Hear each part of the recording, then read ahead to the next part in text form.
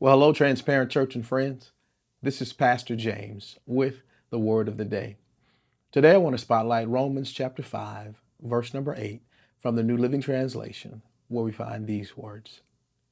But God showed his great love for us by sending Christ to die for us while we were still sinners. Well, as we get started today and continue in the vein on connection, today I want to use for a theme remembering God's love. As we remember his love, it allows us to reflect on the fact that God doesn't love us because of our goodness, but he loves us because he is good. He's so good and so gracious as a God that he loved us before we got ourselves together.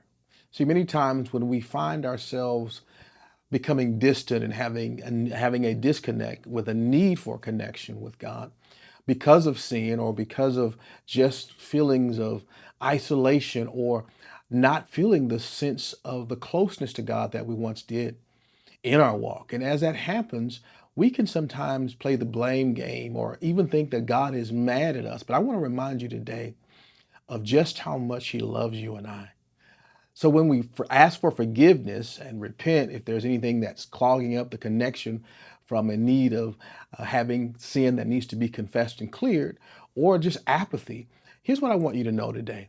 I want you and I to know that when we remember his love, it helps to start the process for connection, which says that you and I didn't do anything to earn God's love. And so even when we begin to find ourselves feeling distant, you have to remember with me that God is always present, and it was his love that drew us to him in the first place.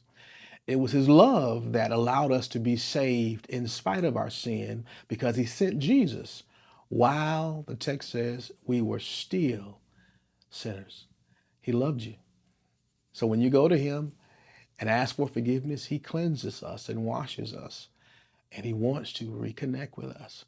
So don't let sin or don't let your distance cause you not to admit that there's a distance and then reconnect, starting with remembering how much he loves you. I pray that blesses you today and pray that you have a great rest of your day as well.